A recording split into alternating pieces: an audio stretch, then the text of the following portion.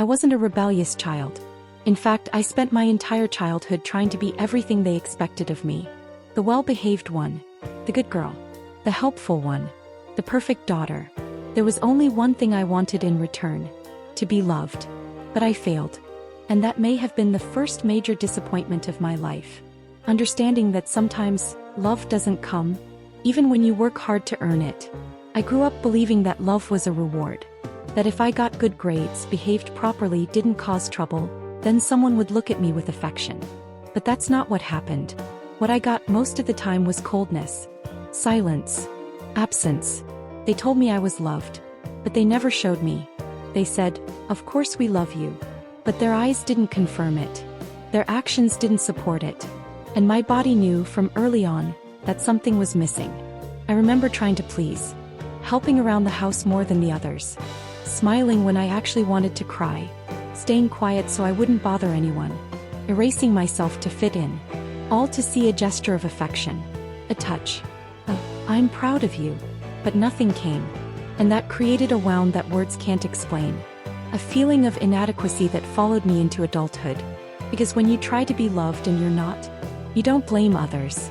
You blame yourself. You grow up thinking the problem is you. And that is the cruelest mark of emotional rejection. Doesn't make you angry. Makes you feel guilty. Guilty for not being enough. Guilty for being too sensitive. Guilty for being a bother. Guilty for wanting love. And then you grow up trying to fix a pain that was never yours to carry. In adolescence, this became a pattern. I approached people always trying to please. Always adapting, editing, molding myself. I did anything to be accepted. Anything not to be left behind again. As yes, deep down, every absence from my parents felt like abandonment. Even if they were around. Even if the house was full. The emptiness was there. Inside me.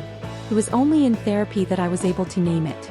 The psychologist told me a sentence I'll never forget. "You didn't receive love. You received obligations." And that's it. I was fed, clothed, educated. But I wasn't comforted. I wasn't heard. I wasn't loved with presence. And according to deep psychology, that has real consequences. Esther Harding spoke about the impact of subtle rejection. The kind that doesn't leave visible marks but shapes the soul. A child who grows up without affection fragments internally. They learn that their existence isn't enough. And that belief becomes a psychic truth that guides their entire adult life. That's why many times, even after growing up, we keep trying. Trying to please at work. Trying to be perfect in relationships. Trying to deserve to be seen, heard, loved. But the internal feeling remains the same. One of failure. I failed at being loved in childhood. But maybe what truly failed was the love I was promised. The implicit promise that every child deserves care, attention, and unconditional affection. And that broken promise wasn't the child's fault. It was the adult's responsibility. But no one told me that back then. And I spent years hating myself for not succeeding. Blaming myself for being maybe too invisible. Too weak. Too uninteresting. Or just too much of something. Took me a long time to understand. I didn't fail. They failed me. And even harder was accepting that maybe they too were unloved children. Maybe they grew up without learning how to love, without ever being truly loved. And they repeated the cycle, not out of malice but out of emotional ignorance. But even so, it hurt. Because childhood pain doesn't go away with logical explanation.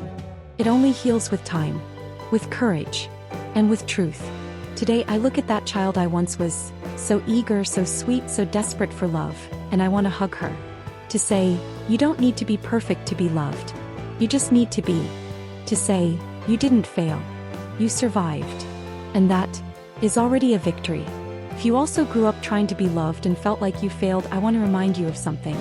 The problem wasn't you. It wasn't your personality. It wasn't your sensitivity. It was the environment. It was the lack. It was the emotional absence that made you believe you had to earn love to be worthy of it.